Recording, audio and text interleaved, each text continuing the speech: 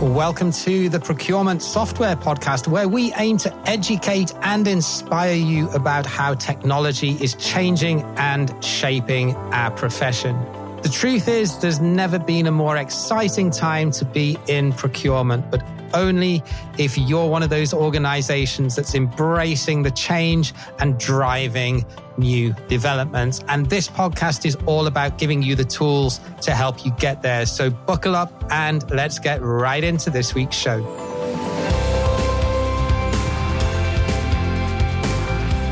Yes, very warm welcome back to the Procurement Software Podcast. Today, I have a guest who I've actually known for a while, but we've never had the chance to do an interview together and often stays out of the limelight. So we're bringing her very much today into it. She's the founder and CEO of Kodiak Hub, a company also that has quietly, under the radar, become one of the most interesting and high growth players in the SRM, supplier relationship management space. Kodiak Hub was born in Sweden, but they now have boots on the ground in the German-speaking countries as well as the UK, and most recently also in the US.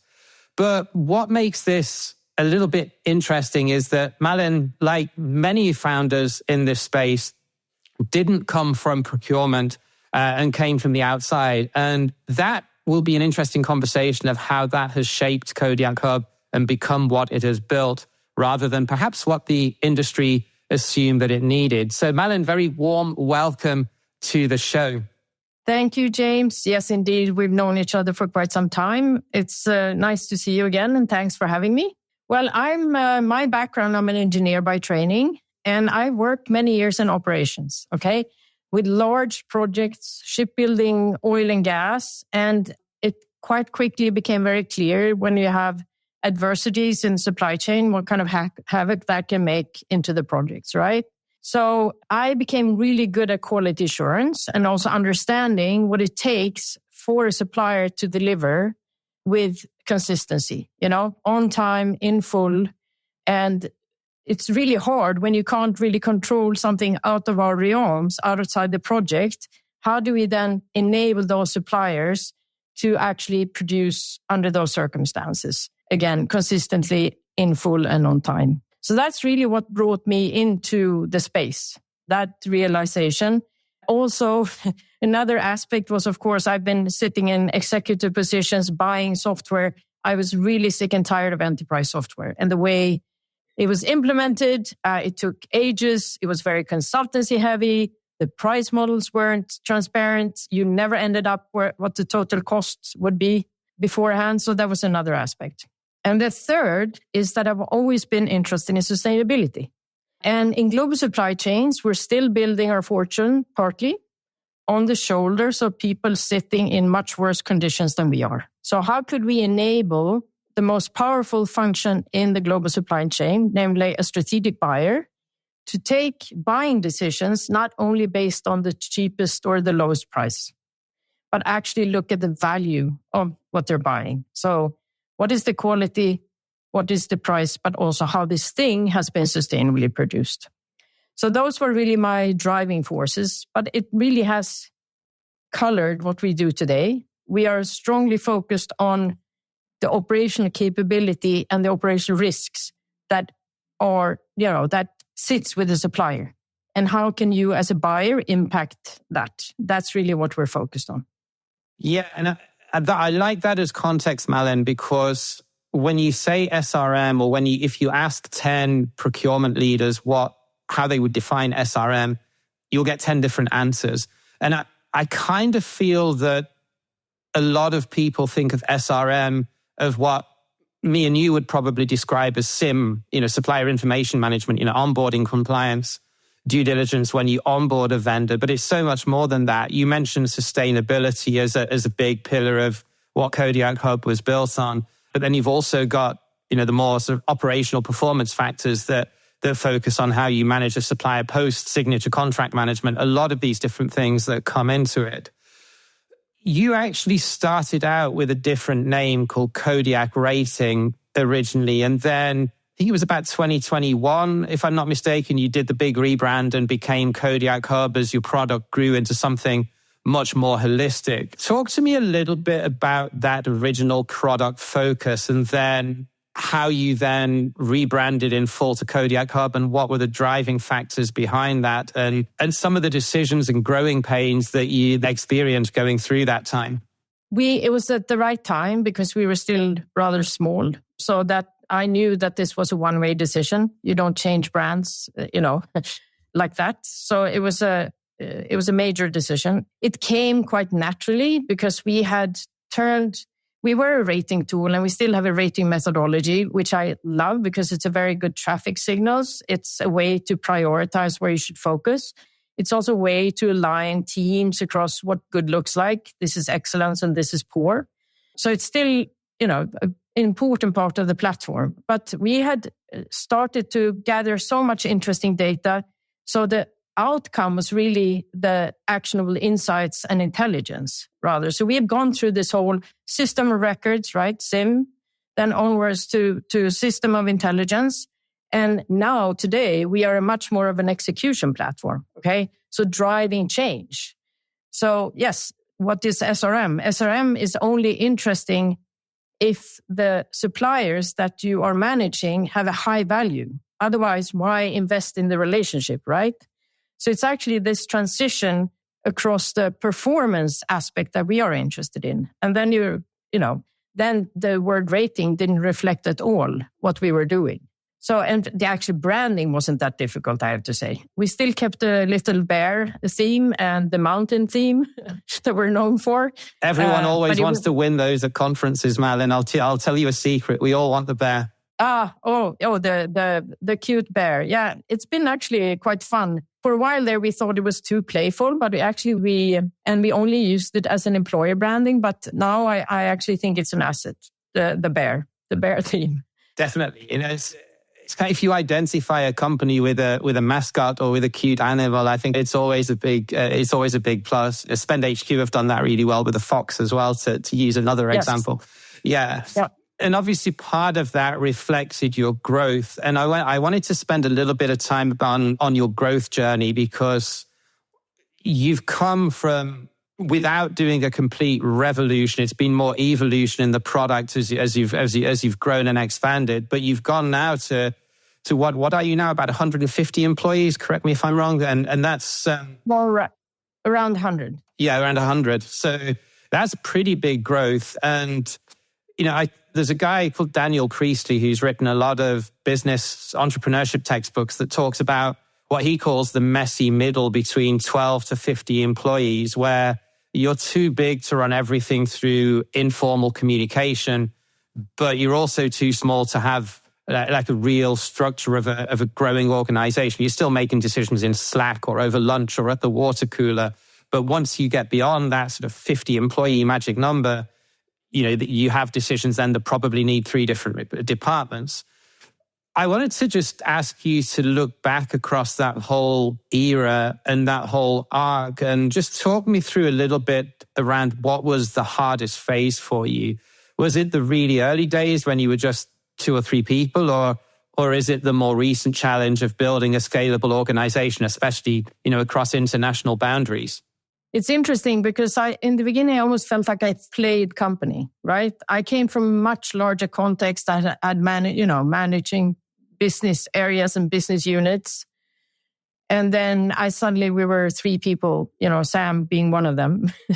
And that was quite a change for me. The interesting part, which I've always been very consistent with, is this continuous evaluation of balancing execution with consolidation.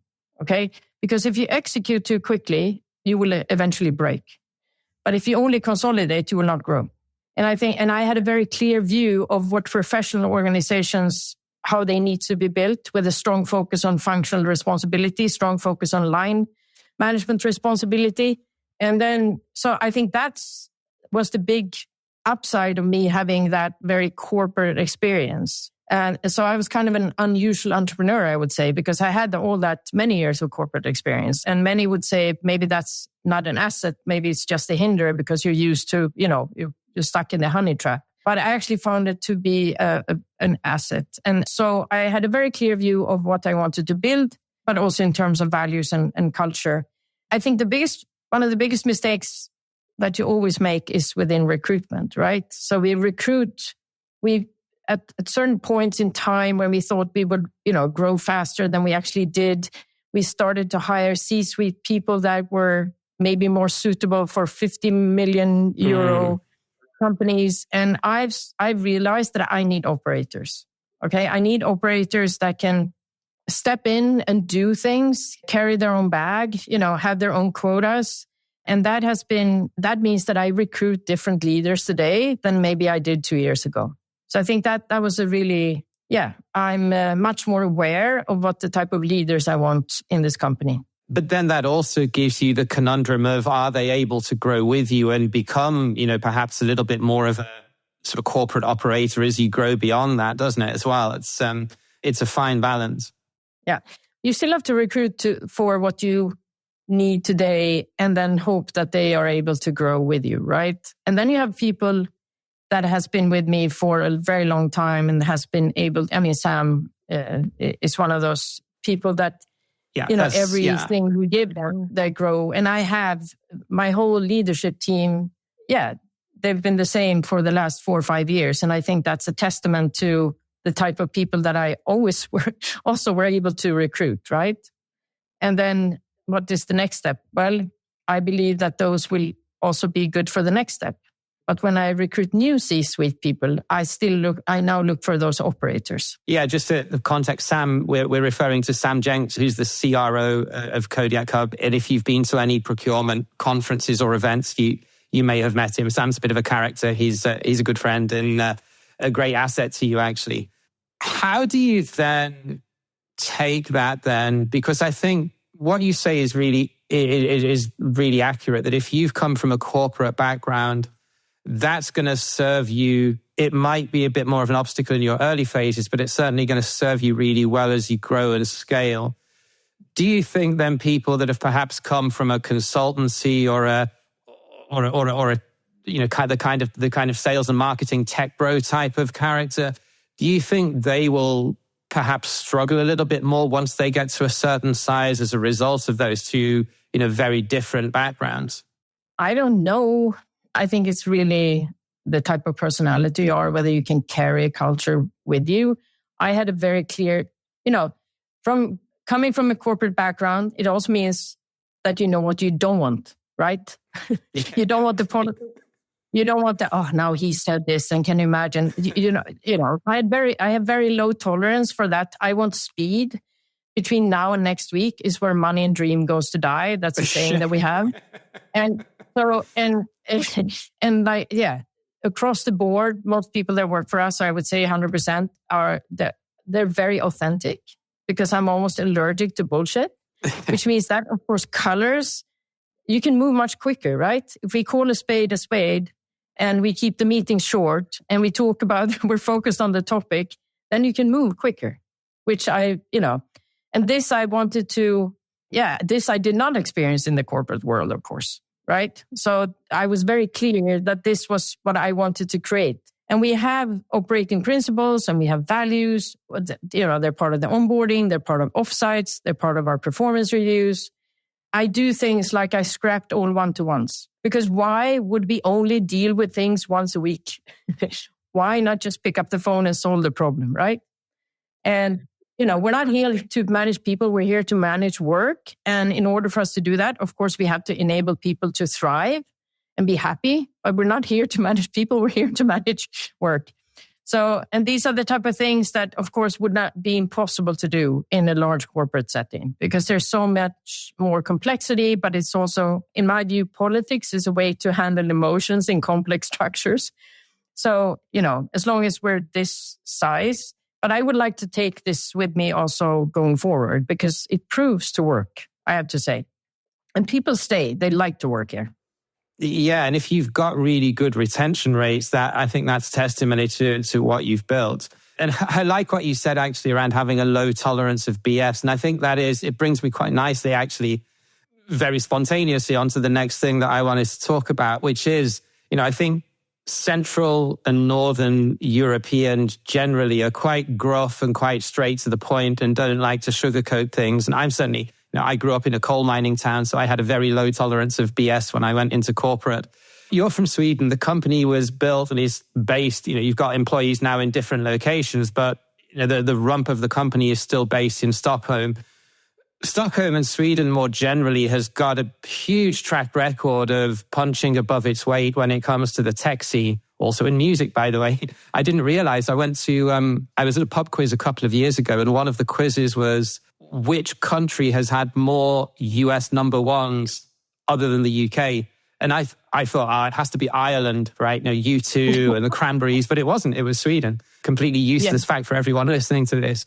So, you've got Spotify, Klarna, and now Lovable, is the latest wave that are these gigacorns that have come out of a country of just 10 million people, so that the per capita output of scalable tech companies is really remarkable. Estonia and Israel are two other examples that I would put in there too. What's your theory on that? Why do you think that has actually happened? Because work culture is part of it, but it's not the only ingredient, surely.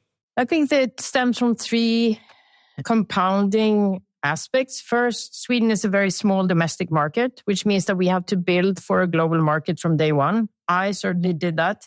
I got a bit criticized for that by investors because why don't you prove that you can succeed in the home market first? Yes, because who says that our home market is a very representative for the rest of the markets? And it's certainly very small. So we have to think big from day one. Second, there's a deep cultural comfort with technology, okay? Early broadband, 5G, early PC penetration, high fintech usage. We don't only accept new tech, we actually embrace it. Okay, so it's easy to test things in Sweden because you have a lot of early adopters, right? So then you can do all the A/B testing in this market and then you can move on. Third, which is maybe not so much spoken about, but we have high institutional trust. We have low corruption. We have relatively predictable regulations, which makes it easy to build, partner, and scale without too much friction. Okay, it's easy to start a company, not so much bureaucracy. And if you combine these three, global mindset, fast adoption, high trust, you get companies that are not only just well built, but they're sustainably built. Okay, they're designed to grow internationally from the start. I would like to add one more aspect. Because of our social security system, if you fail, you don't have to end up in the street. Okay? Yeah. No, you fail. There is somebody, which also makes, I wouldn't say that we are very straightforward. I would say that we are rather scared of conflicts in this country. We don't nobody likes conflicts, but we are, and we process decisions. We take long time to take decisions. So there are also, less good things. For instance, this moving with speed. But the compounding effects of those more structural benefits, I think that's really what drives these, unicorns and the ability to really grow really interesting large companies. Yeah, and I think one of the things that you said around the social security system, or there's less risk in failing, I think that's why a lot of founders that are location independent, digital nomad type people also have that attitude too, that if they can live somewhere on $1,500 or euro a month and they're not burning through their savings so quickly, they've got a lot more time to experiment on ideas. I've certainly seen that in my own network, people that are building from the ground up and just strategically moved somewhere that's cheaper to live to be able to do it. So yeah, I certainly get that. When you said from day one, and when there was a little bit of friction with your investors from that your home market was seen more of a staging ground and not a final destination, did that really change your mindset of how you build the product? I think there are other aspects than where we, the target market, because we are very strong vertically. So we focus on direct material manufacturing and process. So that was more governing our way of building the product. Again, coming back, strong focus on direct material and quality. But another aspect which has been much more determining the way we build the product is our land and expand.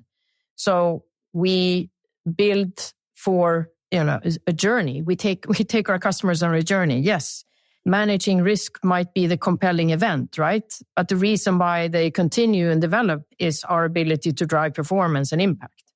So that is really how it's a it's a very clear concept around taking our customers step by step from a very operational risk-focused mode of operating to top-line value performance mode of operating, more from operational to strategic. And I think I know that has really stipulated the whole architecture of the modules, of the user schemes, of the data, how we expand agents right now, and agents as a service and what kind of agents we're building. It's this, okay, you start down in the left-hand corner with very, sort of defensive stuff, but really, where do we want to aim? Yes, to really have kick-ass supply chains that delivers on time and that's predictable and consistent. So that's how the product is built for that value journey. Awesome. Okay, so let's talk a little bit now about international expansion, because particularly over the past 3 or 4 years, you've really gone all hands on deck into expanding internationally beyond Sweden. Your first move was into the German-speaking countries, so Germany, Austria, Switzerland. Then I think you went to UK, and now, as of recently, you've got boots on the ground in the US. Sorry. Walk me through a little bit around why you decided to do that in that specific sequence, and with hindsight, now that you're in the US, and late last year, Sam, your CRO, who's actually American, which is, we can talk a little bit about whether that's an advantage. He's now based in the US and leading GTM in the US market. Would that have been, in hindsight, your preferred route, or would you maybe have done things differently? We have always been quite opportunistic in the way we have expanded. Okay, so we have a great AE who happens to be German. Let's see how it goes. Okay, now we have this customer has 3 production units in the UK. What can we do with that? Because that provides good references. And then, of course, do A/B testing with, as a continuum of that. So jumping on an opportunity and then start to test and see what works and then dig deeper where it works. And I think that has been a really cost-efficient way of doing it, rather than some desk product where we are sitting calculating just sum and then targeting the most, where we end up. This testing and continuous testing and digging where it works, I think that's really a good way of doing it. I think we've been a bit more organized when it comes to the US. I think it helps. 80% of our leadership team, or my leadership team, they're from the US, all based here in Stockholm. So that, of course, but that was also on purpose, because I knew we needed to be in the US, but we also needed to build and have a certain scale before we moved over. So that has been in the cards all along, building for that market and also building the organization for that type of scale. So, from the beginning, try, building on an opportunity, digging where it works. And then again, the US has been a bit more planned. So the first 2 expansions were more by sort of organic, natural expansion, that you had a customer or you had a salesperson that spoke the language, understood the culture, but the US was a much more strategic and thought out move. Yeah. Yes. Yeah. And it's such a big market that I guess it has to be, you've either got to be all in, or you've just got to ignore it. I think I've seen a couple of European scale ups try to enter the US market with all of their team in Europe, and let's just say it hasn't really worked. I think the ones that are succeeding, either one of the co-founders has moved there, or they've got, US national salespeople on the ground that really understand this industry, because I think if you don't have that, it's going to be difficult. Yeah. And it's not, I spend significant, I'm going in May, I'm going in June. I just spent a month or 6 weeks in the US. So I'm also spending time there, because I do think that the founding sort of spirit has to be there. And I'm involved in every single recruitment, I take the first call with all the candidates. So it's, even though I haven't moved there, I'm very much involved. Yeah. There's a bit of a saying and a bit of a cliche that, Americans are much faster at making decisions, and culturally they tend to buy momentum, whereas Europeans are a lot more risk averse and want to buy certainty. What are your experiences of the cultural differences of selling into those distinct markets? You've got Sweden, and then you've got DACH, and then you've got the UK, which I guess is kind of halfway between continental Europe and the US in terms of business culture. And then you've got America. How would you, in a couple of sentences, just identify the main differences between those markets? I actually wrote a LinkedIn post about that specific topic because I compared selling in Frankfurt with Chicago. Anyway, the European, they certainly buy certainty, but that makes us very skilled in proof points, okay? So we have to prove our worth upfront. But it's sometimes more fun to do business in the US. I like speed, right? It goes faster and you sell aspirations, okay? But that comes with other challenges because when you sell on momentum and aspirations, then of course you might misunderstand each other sometimes in the sales process. That means that we also have to be on our toes when it comes to moving things around in the product roadmap. We always pride ourselves on having big ears and fast feet. We're not SAP. We are not to mention any names, but generally we're not a big enterprise solution that's been around for a long time. So our biggest asset is our customers and the feedback we get from our customers. And the US customers are very quick to give us that feedback, which I find highly valuable. Yeah, US customers are certainly not shy about telling you what they think about something. And I would certainly agree with that. I mean, I've never lived in Sweden, but I worked for a Swedish company for 3 years and I lived in Germany for 12 years. And I find Scandinavians are definitely a bit more reserved in terms of giving direct feedback. Germans a little bit less so, but they're very slow at making decisions. Whereas, yes, Americans are very robust, very, very polite, but very forthright in the feedback that they give. So yeah, I would definitely, from my personal experience, go along with that too. I'm just conscious of the time and looking to start wrapping this up. But the last major topic that I wanted to cover is something that's quite close to my heart as well, because I'm a big advocate for what I call real SRM, something that goes beyond just compliance and supplier onboarding. And that's about putting together the business case for SRM software, because e-sourcing software is relatively straightforward to sell, spend analytics to. If you're looking for transactional efficiency and reducing headcount or restructuring headcount, then procure-to-pay software as well pretty much sells itself around, reducing invoice processing costs, improving compliance, reducing the amount of procurement heads that are tied up doing transactional work. SRM is harder. I mean, the value is real when you look at the cost of poor quality or the cost of supplier risk on your business in terms of consequential losses that can lead to if you don't have a resilient supply chain and you don't focus on relationship quality of your suppliers and innovation. But it's a lot harder to put a number on, and CFOs notoriously are very black and white when they evaluate business cases, quite understandably. So can you maybe talk a little bit about how you've approached building a business case with customers and what sort of stakeholders are typically involved from their side and who you would bring in to help them put that together? So we do sell mainly to CPOs, but as we cover direct material, we also are very much, we need to prove our points to operations, supplier quality, for instance, and operations, especially in the US, I would say.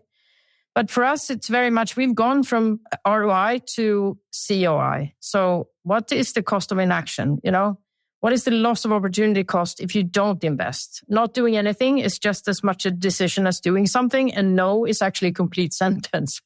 So by not investing, what is the spend leakage that could continue? What is the savings you're losing out on due to maverick spend? Or the fact that companies are losing up to 6 to 10% of annual revenue due to supply chain disruptions. So what happens if you're not able to analyze your complete supply chain or even simulate what an ideal supply chain would look like? So those are the type of business cases and the sort of the rationale that we put on the table. I come from the shipping business, so what would happen if the ship sinks? You only draw conclusions afterwards. So you have to sort of, the cost of inaction is close to my heart, because what happens, you don't only calculate the wins, you calculate the loss of opportunities. That's how we operate. And do you think that the worm has firmly turned in that sense that, senior leaders in the C-suite are acknowledging now that the cost of inaction is just too high. You know, we've had COVID, we've had the war in Ukraine, we've had the Suez Canal being closed. We've now got, the Strait of Hormuz. Is it open today? I don't even know. It seems to change day by day. I think the general trend is that this geopolitical risk is not going to go away, and we're not going to go back to, a relatively stable time like the 90s anytime soon. So are you noticing that in your sales conversations becoming, I won't say easy because sales is never easy, but is there an acknowledgement, and is it easier to get that first meeting because you're not having to educate the customer as much? Supplier relationship management is only valuable when the stakes are high, right? Either when you have high values. Yeah. So that it's really played into our favor, I think, although, it's not good to say that poor conditions are playing into our favor, but it hasn't slowed down the need for supplier relationship or the understanding what supplier relationship can bring as a value to business, okay? So the ability to resource quickly, we've gone from preaching that the fewer suppliers, the better. That has totally turned around, but it's not merely about more suppliers. You have to know these suppliers in order to become really agile and change your complete supply chain on a dime should a tariff appear or a conflict appear. So I would say that it's fun to be able, or it's very rewarding to be able to solve these very big problems for companies. Okay. And yeah, absolutely. Couldn't agree more. It's changing, but the fundamentals are never going to go away. And that's, you've got to get goods on time, and you've got to be able to produce to be able to sell, and you've got to be able to sell to make a profit. And that's ultimately never going to go away, regardless of what geopolitical environment that we're in. Finally, Malin, I've got to ask you this before I wrap things up. AI, we've not really touched much on AI, but it's obviously the elephant in the room. You've got a product with probably the most Swedish name in the world, Bjorn, that's your AI. Talk to me a little bit about what that's doing and what you think SRM will look like in 2 to 3 years' time. 3 years' time is a long time in this perspective. It's moving so quickly. We are in the midst of processing where, AI is not only assisting, but it's actually towards doing. In our case, we speak less about what kind of company we are. More, we focus on how can we make our customers and help procurement teams to become truly AI native. So we focus on their ability to apply AI in a cautious and responsible manner, and that fits their pace. And we are there to bridge the gap from the past into the future. So that's really what we focus on. I know that people need some type of transparency. It's not only about having a user interface with a prompt, because then people don't understand why things happening or certain conclusions. So you have to take this step by step. So a prompt along with actually the old UX that actually can guide people so they understand what is happening. So that is the secret recipe for us, that we take our customers by the hand and say, okay, we can make you truly AI native. And this is how we're going to do it. I love that, because so many companies just airdrop a bunch of Copilot licenses and maybe send an email or do a webinar and then think, okay, everyone knows how to use it. So yeah, I really like that. I want to add one more thing. No, in a world where everybody can produce software, I think that the customer success function is the one, and the onboarding is the one that can lead the way here. And that's where the human touch is needed more than ever before. So we train our customer success function to take an AI lead with every single customer now. So that, the human touch will not go away. Yeah, and I'm fully on board with that as well. I actually, just before I recorded this, I was listening to a webinar that Tom Mills was doing, and he talks a lot about soft skills. And I think he's spot on that AI can take a lot of the grunt work away, but it's not going to take away critical thinking and the ability to influence and drive change within an organization. So yeah, I completely agree. Before we close out, a couple of practical things here. Sam Jenks and I are going to be doing a webinar on the 7th of May together. Details are in the show notes, which is all about AI and specifically focus on supplier relationship management and being AI ready. So links are in the show notes. Do sign up for that. Looking forward to that one already. If you missed it, then reach out to Kodiak Hub and they will probably be able to give you a link of the recording after we've done it. So if you're keen to get that and you didn't manage to register in time, don't worry. Malin, for anyone who's listening who wants to either connect with you or explore a little bit more around what Kodiak Hub does, apart from tuning in to Sam and I's webinar in a couple of weeks' time, where should we send them? You find me on LinkedIn. Malin Schmidt is my name, or kodiakhub.com. And I'll link to those in the show notes. Malin, it's always a pleasure talking to you. Some huge value bombs that you've dropped there. Just really goes to show that, what some of the learnings that you get from being a founder 10 years in rather than just 1 or 2 years in. So really appreciate you taking the time to speak to me today. Thank you, James. It was my pleasure. Okay, so for everyone listening, this episode was a whole new load of value bombs that were dropped, whether you're building a SaaS company, whether you're navigating international expansion or rapid growth as a procurement professional, or if you're just trying to understand how procurement software actually gets bought and sold and some of the business cases for applying SRM, if you're looking at supplier relationship management software, but you're struggling to be able to sell that to your CFO.